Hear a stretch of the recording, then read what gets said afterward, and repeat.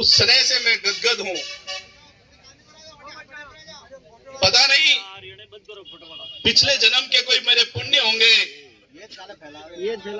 जो मुझे आप जैसे का इतना प्रेम और इतना स्नेह, इतना दुलार मुझे मिल रहा है। आपके इस प्रेम और स्नेह ने, पार्टी ने भले मुझे टिकट नहीं दिया, पर आपके प्रेम और स्नेह ने मुझे टिकट भी दे दिया और एमएलए भी बना दिया।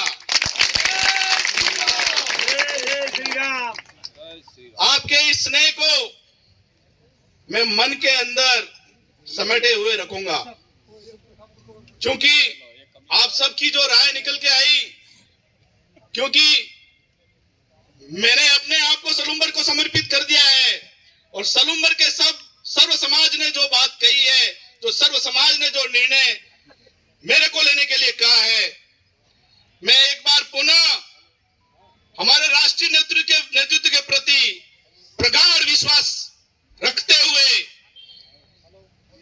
मैं व्यक्तिवादी, मेरे स्वार्थ के लिए नहीं ये संघर्ष कर रहा हूं। मेरे सलूम्बर की जनता, इस सलूम्बर की जो मां है, उन माओं ने, जनजाति की माओं ने क्या एक ऐसा पुत्र पैदा नहीं किया जो यहाँ सलूम्बर की सेवा करने के लिए चुनाव लड़ सके। प्रश्न इस बात का है कि क्या राजस्थान की विधानसभा में जाने के लिए सलूम्बर में ही रहने वाला, सलूम्बर के विधानसभा का ही मतदाता, जिसका कम से कम वोट इस विधानसभा में पड़े, ऐसा व्यक्ति इस सलूम्बर को नहीं मिला। मैं अपने स्वार्थ की बात फिर नहीं करता हूं, आप सभी से करबद्ध हाथ जोड़ के माफी मांगता हूं। इस विधानसभा के लिए, टिकट के लिए जो भी विधानसभा के स्थानीय दावेदार थे, भले वो गामड़ा के नारा भाई थे, भले वो जय नारायण हो या हजारीलाल मीणा हो और अन्य जो उमेश मीणा हो, इस विधानसभा के रहने वाले रमेश बागल हो, ऐसे कई कार्यकर्ता जिन्होंने अपनी दावेदारी रखी थी इस विधानसभा के लिए। पार्टी को किसी तरह की तकलीफ है, उन नेताओं को किसी तरह की तकलीफ अगर मेरे से है, मेरे को टिकट नहीं दे तो कोई बात नहीं, 24 घंटे का समय इस बात का और है, बदल के मेरे विधानसभा के किसी भी कार्यकर्ता को दे देना। आपके बल पे, आपके भरोसे आगे बढ़ के उसको जीता के हम विधानसभा में भेजेंगे। मैं आपसे माफी चाहता हूं, आप यही घोषणा करने के लिए कह रहे हैं, पर मैं घोषणा कर दूंगा तो आला कमान समझेगा कि नरेंद्र मीणा को पार्टी पे भरोसा नहीं है। मेरे को अभी भी पार्टी पे भरोसा है, हमारे नेतृत्व के प्रति अभी भी भरोसा है। मैं 24 घंटे, आज 20 तारीख है, 21 तारीख खत्म होने तक हम इंतजार करेंगे। 22 तारीख को हम निर्णय सुनाएंगे, 22 तारीख को हम निर्णय लेंगे। यही निवेदन करते हुए बहुत बहुत धन्यवाद।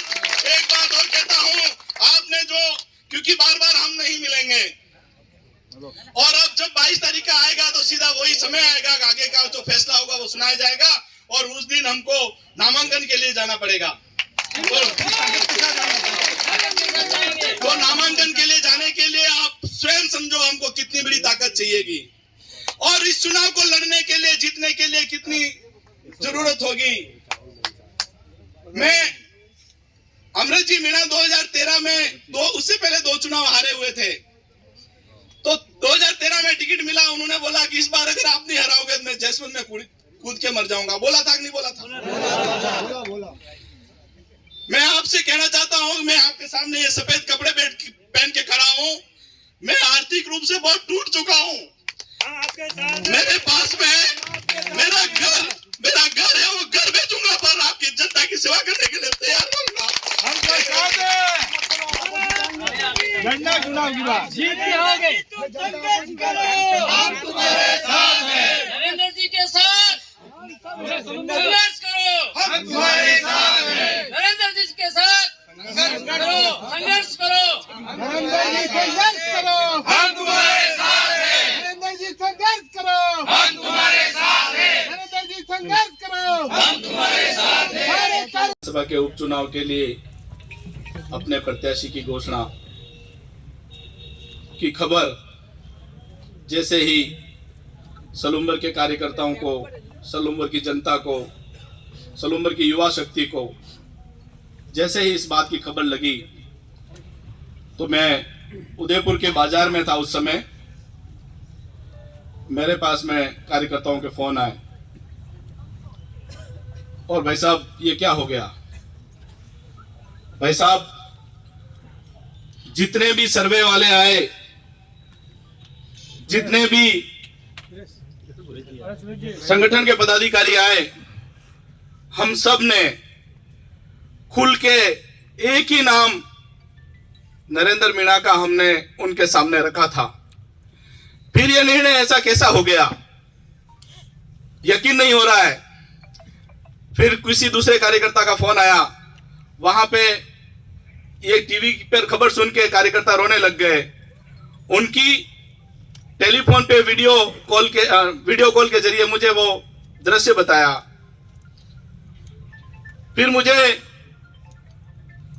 पूछा किसी और कार्यकर्ताओं ने अब क्या करना है, तो मैंने उनको कहा कि मैंने अपने आप को, मेरे शरीर के रक्त की बूंद बूंद को सलूम्बर की जनता की सेवा के लिए समर्पित कर दिया है। ये जीवन भी मुझे समर्पित करना पड़े तो मैं तैयार हूं।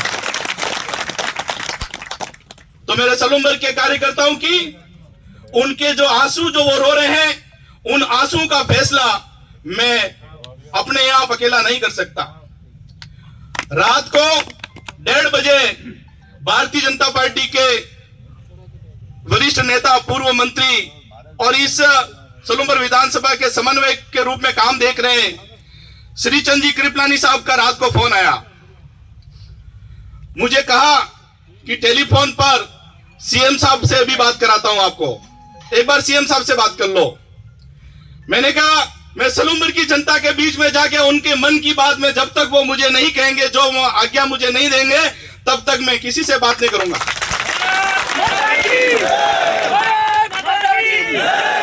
आलाकमान ने जो निर्णय लेना था वो आलाकमान ले चुका है। आप सबके आग्रह पे आपने कहा कि हम ओजस्वी वाटिका में एकत्रित आएंगे। आप भाई साहब सुबह वहां आइए। तो मैंने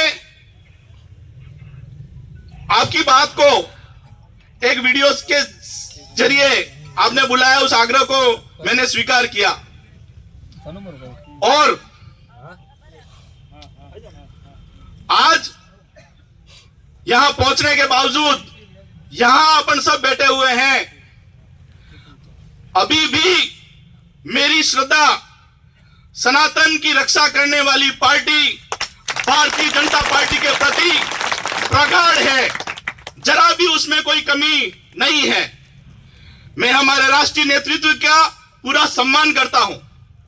भारतीय जनता पार्टी के राष्ट्रीय नेतृत्व ने जिस प्रकार से 2014 में मोदी जी ने देश की कमान संभाली, इस देश में जो भारतीय जनता पार्टी जब से बनी 1980 से पहले जनसंघ थी, तब से भारतीय जनता पार्टी ने जो बातें कही, हम सत्ता में आएंगे तो धारा 370 हटाएंगे, हम सत्ता में आएंगे तो राम मंदिर बनाएंगे और भारत पूर्ण विश्व गुरु बने।